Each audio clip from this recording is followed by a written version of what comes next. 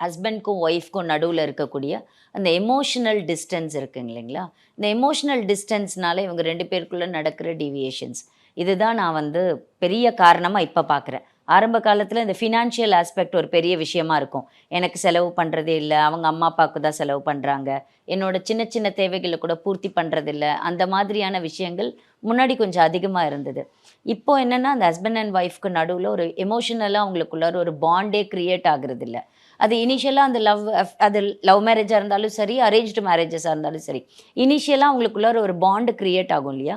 அது ஒரு point of டைம்ல என்ன ஆகுதுன்னா, அவங்களுக்குள்ளார எமோஷனலா ஒரு கனெக்ட் இல்லாம, இவங்க தனியா இவங்க வேலைக்கு போறாங்க, இவங்க ஒர்க்க பார்க்குறாங்க, ரிட்டர்ன் வராங்க. இவரு தனியா வேலைக்கு போவாரு, ரிட்டர்ன் வருவாரு. 2 பேருக்கும் நடுவுல ஒரு எமோஷனலா ஒரு பாண்ட் கிரியேட் ஆகாம என்ன ஆகுது அப்டின்னா, டிஸ்டன்ஸ் கிடைச்சிடுது அவங்களுக்குள்ளார. இந்த கம்யூனிகேஷன் கேப் தான் இப்ப இருக்கிற நெறைய பிரச்சனைகளுக்கு பெரிய காரணமா இருக்கு. மாண்புமிகு முதலமைச்சர் அவர்கள் அறிவிப்பு 1.31 கோடி கலைஞர் மகளிர் உரிமை திட்ட பயனாளிகளுக்கு ரூபாய் 5,000